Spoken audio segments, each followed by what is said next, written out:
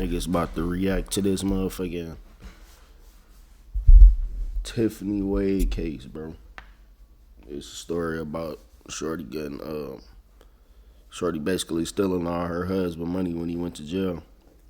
And basically got rich as fuck and divorced him while he was in jail, blocked him and left him for another nigga. He was on his money type shit. See how that shit went.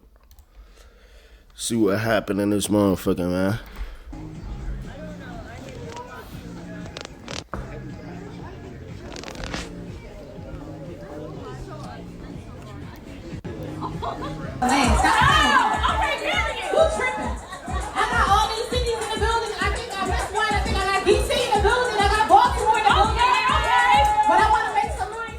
I just left you 2 months ago. Stop throwing in my face before I kill a nigga. That's what I'm telling you, because that's my mindset.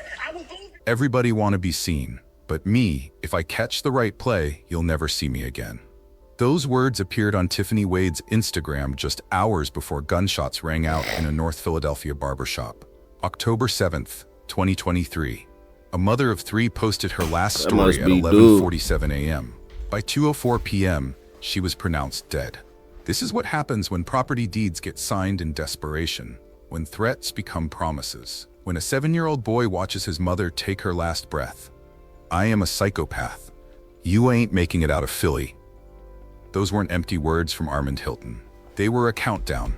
3 businesses built from nothing. Properties worth everything. A woman who refused to give them back, and a man who'd already spent years in prison planning. Wait, so he killed her in front of her son, folks? He wild as hell.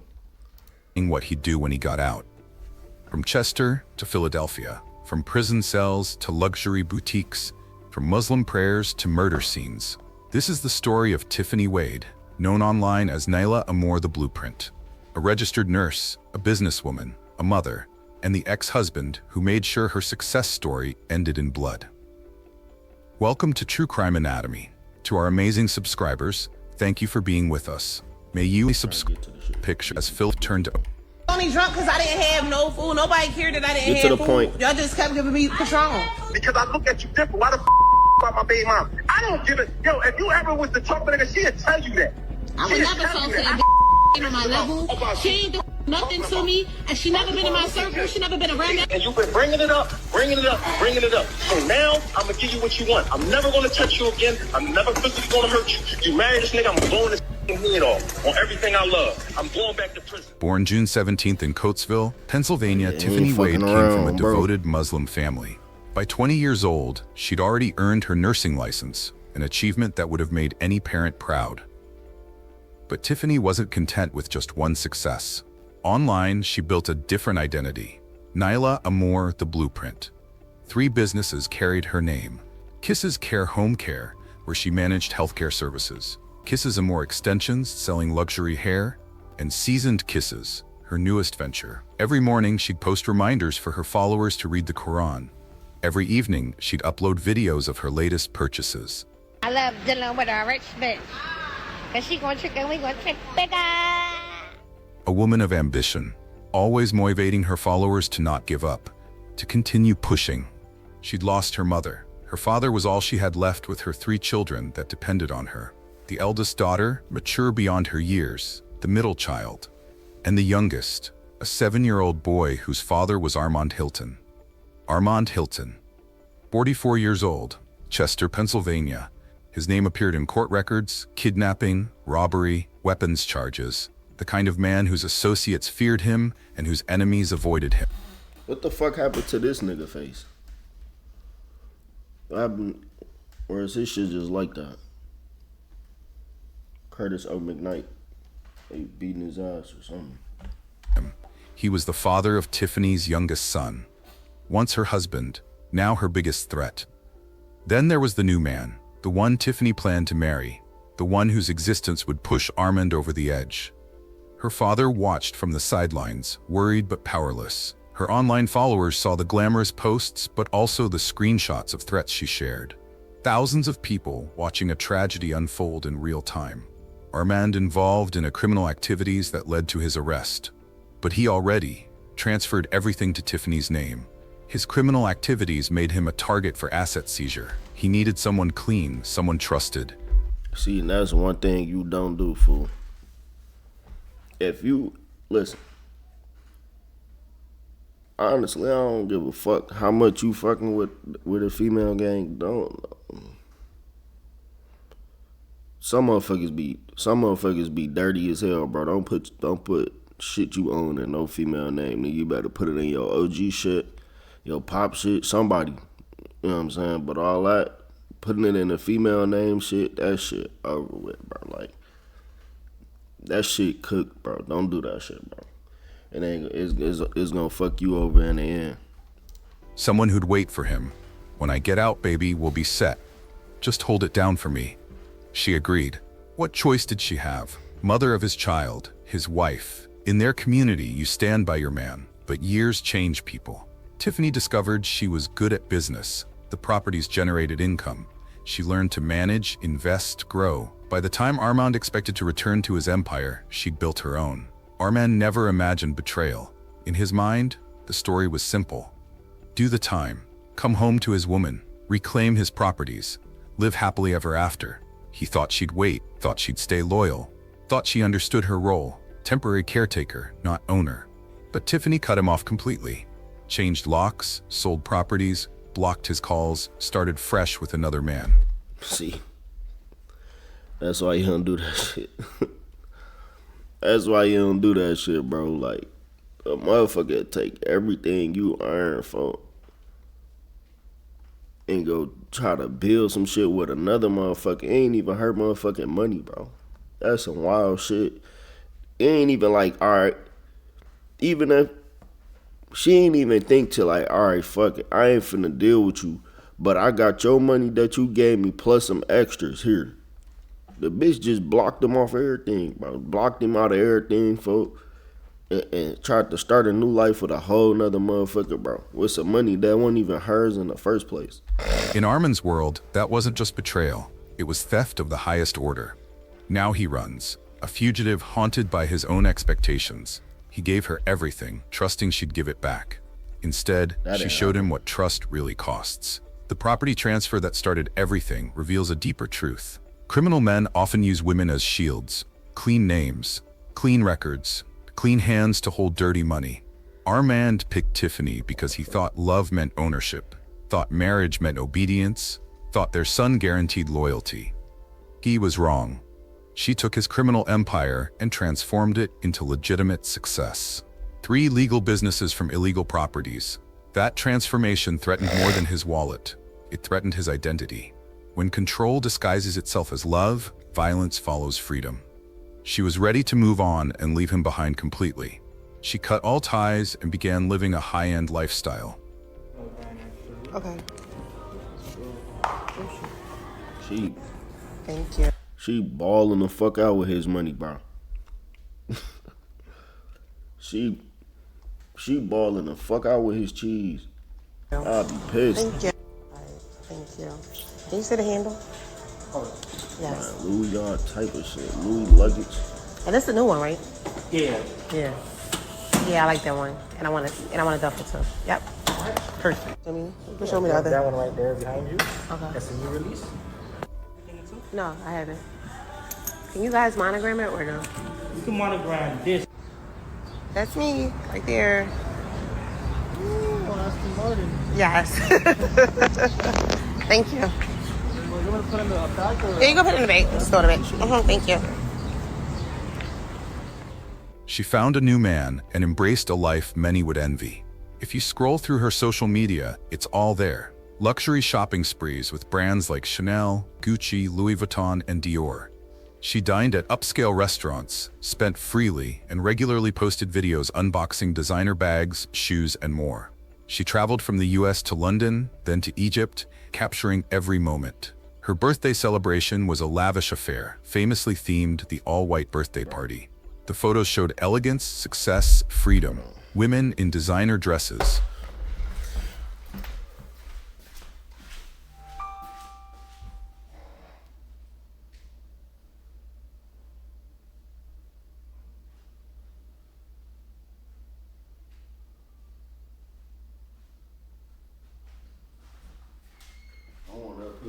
flexing about it, but no, I respect the game.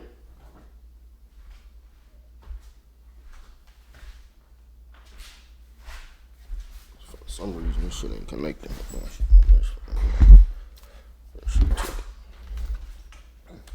Tables with golden decorations, her smile wide and genuine.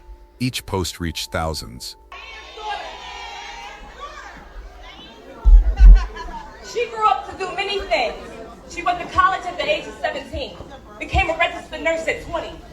She's done hair. She sold edible candles. She sold t-shirts, business startups, tickets to events, Kisses open mic, Kisses pop-up shops, Kisses pool parties, networking events, TLC, Kisses Zooms, Kisses kitchen classes, Kisses boutiques, Kisses shapers, Kisses... It's a lot of kisses until she kissed that bullet from that Glock on photo grade. Smoked that shit. Lofty You kisses. said kisses what? Bitch kiss this on photo. Bitch kiss this. Hemply kisses. Kisses dip. Y'all went crazy over that dip. Kisses season. Kisses brunch. Kisses home care and real estate. And she still finds time to give back. And her charitable contributions and self-motivation only adds to how special of a person she is. Including one viewer in Chester who saw every designer bag as theft, every smile as mockery, every success as betrayal. She often used her social media not just to show her lifestyle, but to share deep, reflective thoughts, messages that hinted at personal struggles and lessons learned. In one post, she wrote, "Every storm is not a test from God. Some storms are from the choices you made." In another, she said, "The illusion of options really got y'all out here fumbling genuine people." A clear nod to how easily people take others for granted. Well, she ain't take that motherfucking that advice. She ain't take that advice for her damn self. Cause shit, from the looks of it, he was a genuine motherfucker. He trusted you with all his shit, and you turned around and did him dirty. And left him for another nigga. It's crazy. She also posted, "I'm being humble right now, but eventually everyone gotta pay for what he did." Through these posts, she wasn't just flaunting her wins. She was motivating her followers to push harder, to live better, and to recognize their worth. She had been living in peace, thriving, glowing, rebuilding her life. Until that one day came, the day Armand was released from prison. That day changed everything. Deep down, she knew her past wasn't finished with her. She knew the kind of man he was, how dangerous he could be. And from that moment on, she lived in fear. Her online presence stayed strong, but behind the scenes, she was constantly looking over her shoulder. She became more vigilant, more cautious. Because Armand didn't stay silent for long. Oh, bro, you better be looking over your shoulder, shit. Like, bro, what the fuck you thought was gonna happen? You thought you was just gonna take a motherfucker shit. Not even necessarily take it, but a motherfucker trusted you with they shit, bro. Cause they ain't want the police to seize all they shit or none of their assets, gang. They transfer everything to your name. And you turn around and do exactly what they asked you to do. You know, basically make more money out of it. And then cut them off, bro. Like, what the fuck you thought was gonna happen, bro? You thought a motherfucker was just gonna forgive and forget, my nigga. This ain't that little car wash thing on Saints Road, gang. You can't just, you know what I'm saying? That shit over with. Motherfucker want that cheese. He started reaching out to her, at first just trying to get her attention. But then it escalated into full-blown threats. Violent, chilling messages that showed just how far gone he was. In one conversation, he raged. About you, I snap on it because I look at you different. Why the fuck did you worry about my baby mom? I don't give a yo. If you ever was to talk to nigga, she'd tell you that. I would never talk to that bitch. That bitch ain't on my level. She ain't the fuck nothing to me. And she never been in my circle. She never been around. I didn't know that bitch. And you've been bringing it up. So now I'm gonna give you what you want. To touch you again, I'm never physically gonna hurt you. You marry this nigga, I'm blowing his fucking head off on everything I love. I'm going back to prison on every. Man, I don't give a fuck about that. I told you stop throwing it in my face. If this is what you want to do, go in and do it. Stop throwing it in my face. All right. I just left you 2 months ago. Stop throwing it in my face before I kill the nigga. That's what I'm telling you, because that's what my mindset. I was over there. In another message read, "Imma get it done. If you ever thought you was gonna get away with trying to play me like you did, bitch, you don't know who the fuck I am. I'm a psychopath. I don't want to wish. I will do it. I will get it done. That's what you don't understand about me. He continued, bitch, I don't give a fuck what you do. You ain't making it out of Philly. That boy is the only reason you're still walking around. So you better thank my son and Allah. You're miserable. I'm happy. I just want you to pay. And you're going to before I leave this country. Tiffany didn't hide these threats. She posted. It could have been simple as hell, bro. You could have just gave dog his money back, bro. Like, bro, you making all this money off somebody else dying, bro, and you don't even want to get them their money back, bro. Like, you could at least gave him the money back he left with you, or the shit he left with you. Nigga would have been cool with that. But this the shit that people do, folk. Motherfuckers are telling you for this shit get Posted the conversations online, letting the world see the kind of fear she was living with. Some people said he was just bitter, unable to move on while she had, but others believed there was more to her posts than just venting. She was warning people. She was documenting her truth. Maybe even leaving breadcrumbs, just in case, because she knew exactly what kind of danger was coming. And yet she still tried to live, still tried to love, still tried to inspire, until the day he made good on every one of those threats.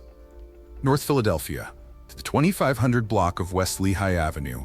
In this neighborhood, barber shops aren't just for haircuts. They're where men gather, where news travels, where everyone knows everyone. Platinum Cuts sat between a check-cashing store and a corner deli. Just another storefront in a city where violence claimed 514 lives in 2023. 40 minutes away in Chester, Armand Hilton moved through familiar streets. Chester and Philadelphia, close enough to share crime, far enough to hide in. Saturday, October 7th, 2023, 7 a.m. Tiffany woke in her Philadelphia home. The same routine, prayers first, then coffee, then checking overnight orders for her hair extension business. Breakfast with her 3 children. The eldest helped with the youngest. Normal family chaos. A client needed home care services for their elderly mother. Another wanted premium hair extensions for a wedding. Her final Instagram story. Stay focused. Your time is coming. Cut out distractions. She had no idea she was posting her last moment. 12:30 p.m. Come on, baby. Time for your haircut. Her 7-year-old son climbed into the car. Just another Saturday errand. Platinum Cuts was 15 minutes away, driving down Broad Street, then turning onto Lehigh Avenue. The same route she'd taken dozens of times. She arrived at 1:15, parking outside the barber shop. Security cameras on the corner captured her arrival. Her son jumped out, excited. He loved haircut days.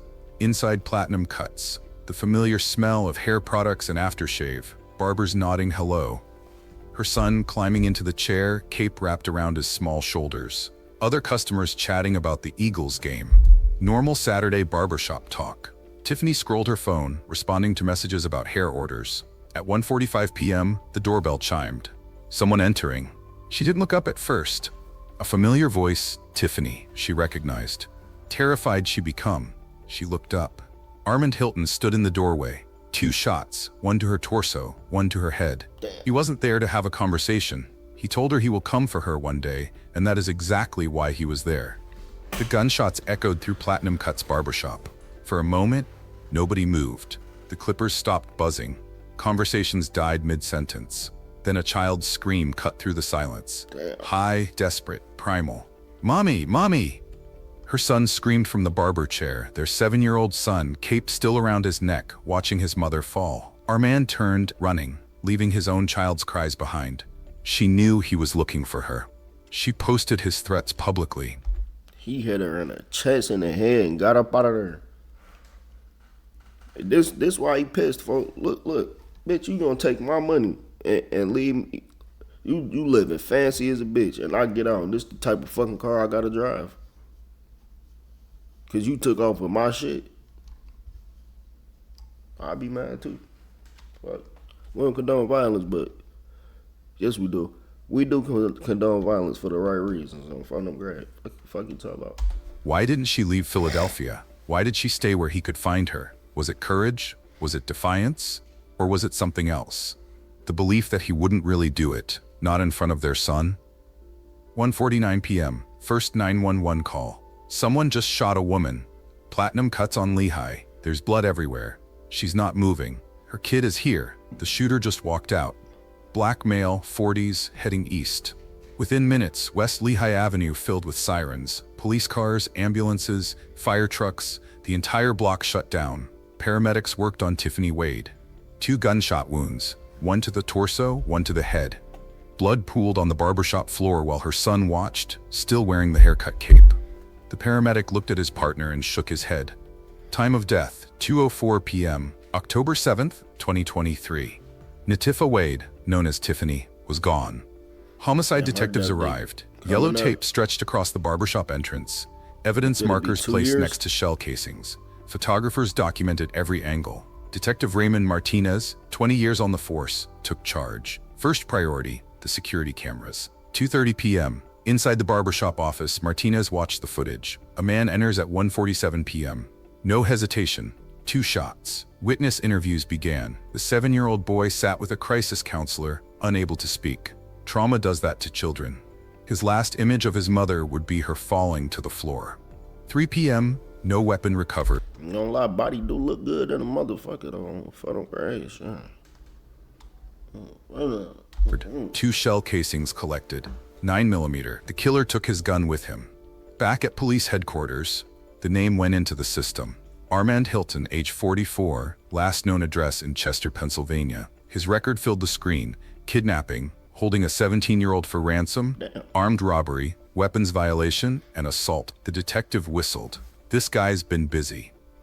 4 p.m. The motive became clear when detectives checked Tiffany's social media, screenshot after screenshot of threats. She'd posted them all publicly, a digital trail of escalating violence. 4:30 p.m. The All Points Bulletin went out. Armand Hilton, armed and dangerous, do not approach. Every cop in Philadelphia, Chester, and surrounding counties had his photo. Social media exploded. Justice for Tiffany started trending within hours. But the comments revealed a community divided. She was a queen. 3 businesses, 3 kids. She didn't deserve this. But for people who knew something, their comment differ. Why did she keep his properties though? She knew who he was. Victim blaming at its finest. A woman is dead. The Muslim community organized prayers at the local mosque. Tiffany's father... Yeah, but she could have prevented all that shit though. Bro, don't ever think you just finna take somebody's shit, bro, and ain't nothing gonna happen, bro. Not even take it, but don't ever think you gonna have possession of somebody's shit, bro, and don't get them they shit back and nothing gonna happen, bro. Like, what the fuck? Like, you can't be slow, gang. The fuck, like, what? Stood outside, accepting condolences. Then it's like, it ain't like the nigga can sue her, bro, because the shit came from the streets. What he gonna say? What he gonna take her to court? Like, yeah, I moved all my assets over to her because I was finna go to jail and I know everything I was doing was illegal. And I'm trying to sue her to get my... Boy, he ain't getting that shit back. Bitch, you better get my shit back or this shit gonna happen. His face hollow with grief. An intensified search followed. At 6 p.m., tips poured in. The FBI entered the case. The Philadelphia District Attorney's Office filed formal charges: murder in the first degree, robbery, violation of the Uniform Firearms Act, all against Armand Hilton, who hadn't been seen since he walked out of Platinum Cut's barbershop. $20,000 reward for information leading to arrest and conviction. The announcement echoed across news stations, social media, street corners. Someone, somewhere, knew where he was hiding. Interstate flight to avoid prosecution turned a local murder into a federal manhunt. Resources multiplied. The net widened. I saw him at a gas station in Chester. He's hiding in North Philly. My cousin says he's trying to get to Delaware. Each tip had to be verified. Each sighting investigated. Resources stretched thin. But Armand knew these streets, knew how to disappear. Had friends who owed him favors and enemies who feared him enough to help.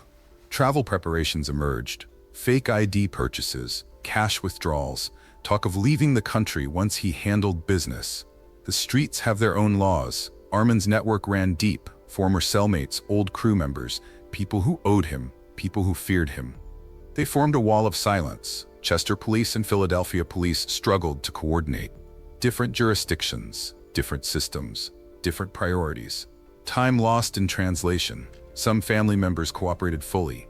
Others stayed quiet, not from loyalty to Armand, but from fear. They knew what he was capable of, had seen it before.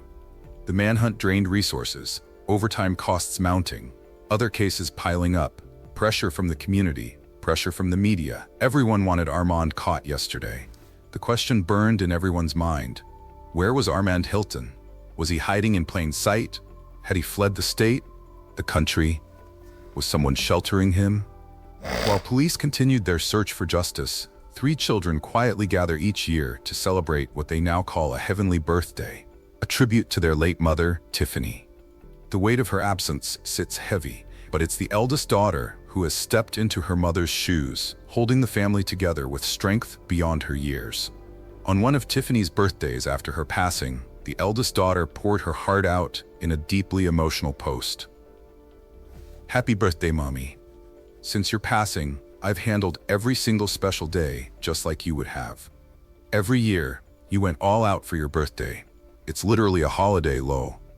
But this year, I just wanted to enjoy my siblings without the pressure of planning a big event or entertaining everyone, while still trying to accept that you're not here anymore. We did things a little different this time. We miss you so much. I hate that you're not here, but I'm so grateful to be able to take care of these little ones just like you did. You really built me Ford tough. Your legacy will live on." It's a heartbreaking yet powerful reflection of love, loss, and resilience. Even in her absence, Tiffany's strength lives on through her children, especially the daughter who now carries her spirit forward. Tiffany Wade's case revealed painful cracks in the system, gaps that far too often go unnoticed until it's too late. It reminded us how easily we overlook red flags, how we sometimes normalize threats, thinking they're just words. But for Tiffany, those words turned deadly. The hardest truth? How many other women are living Tiffany's story right now? How many are one property transfer away from violence? How many are counting down to a prison release date, knowing what might come next? And somewhere tonight, Armand Hilton remains free. Justice delayed, justice denied, justice waiting. Online, her Instagram remains active. The eldest daughter posts memories, graduation photos Tiffany will never see, birthday parties she'll never attend. Always ending with, "Your legacy will continue." So what do you think she should have done? Left Philly and given up everything she built? Lived in hiding from a man who believed she belonged to him? But she should have got the fuck out of Dodge on photo grade. Listen, don't ever think stand somewhere, bro, after you done got down on the motherfucker is the best option. You better get the fuck on, bro. And then knowing who you fucking with, yeah, alright.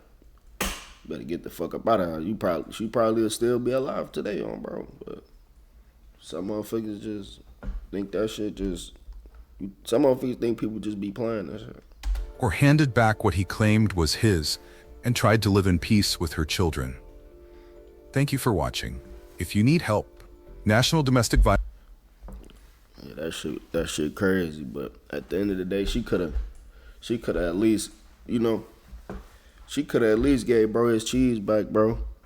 The nigga, y'all got a baby together. I'm pretty sure you wouldn't have gave a fuck because you built something successful out of it. Shit, just give me my money back. Shit, I don't give no fuck. Give me back everything that you clearly can do it. Ain't like you can't do it. You clearly can do it. But motherfucker look at that like a slap in the face. Like, bitch, you saying fuck me or something like I'm a goofy. You just gonna take my shit and then try to live life with another nigga off my dime? You crazy as hell, man. That shit not it.